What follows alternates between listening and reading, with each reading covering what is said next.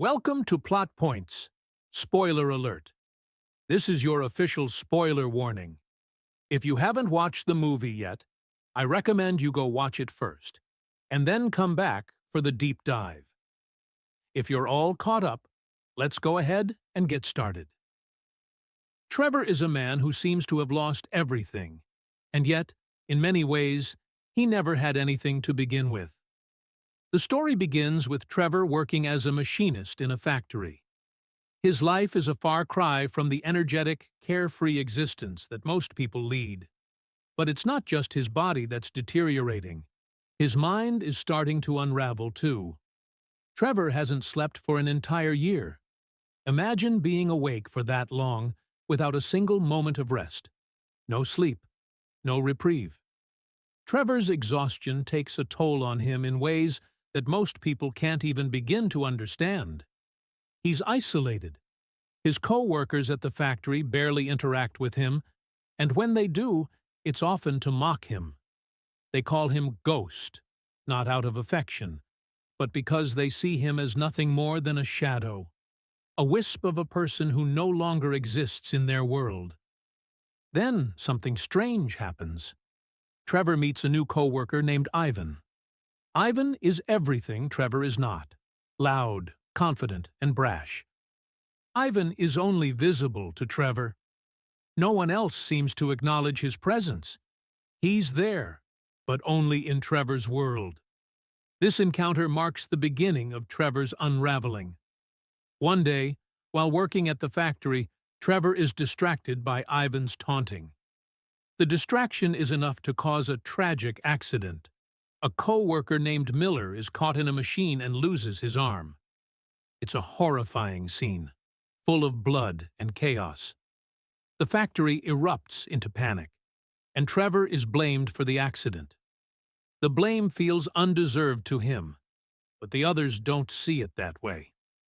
Trevor insists that Ivan caused the accident by distracting him, but when he tries to explain this to his co-workers, they look at him like he's crazy. They don't know who Ivan is. In fact, no one remembers him. Trevor starts to wonder if he's losing his mind. How could Ivan just disappear like that? Was he ever real in the first place? The more Trevor tries to convince himself that he isn't going crazy, the more he feels like he's losing touch with reality. This is the point where things really start to spiral for Trevor. He's haunted by visions and flashes of memories that don't make sense. He keeps seeing Ivan, but no one else does. One of the strange things Trevor notices is that he begins to experience vivid hallucinations. One day, he finds himself at a diner near the airport. There, he meets a waitress named Marie, who is kind to him. She listens to him, offering a small bit of comfort in his otherwise empty life. But even this comfort feels fleeting, like it could disappear at any moment.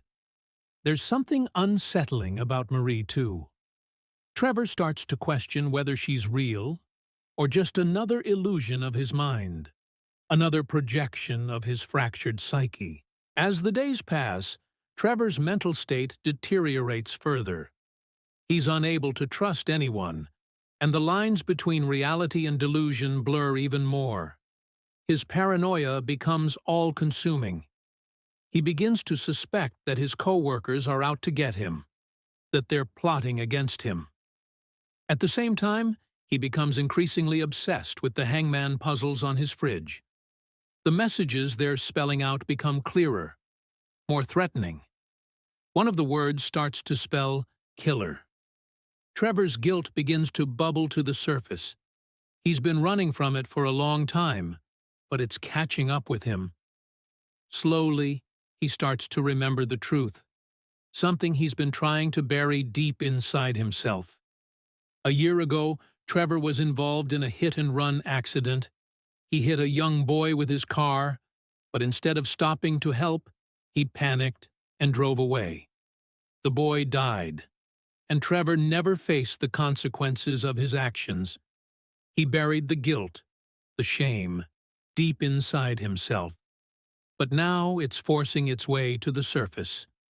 The more Trevor reflects on the past, the more he realizes that everything that's been happening to him, the strange visions, the hallucinations, the puzzles, they're all connected to that one moment, the moment when he ran away.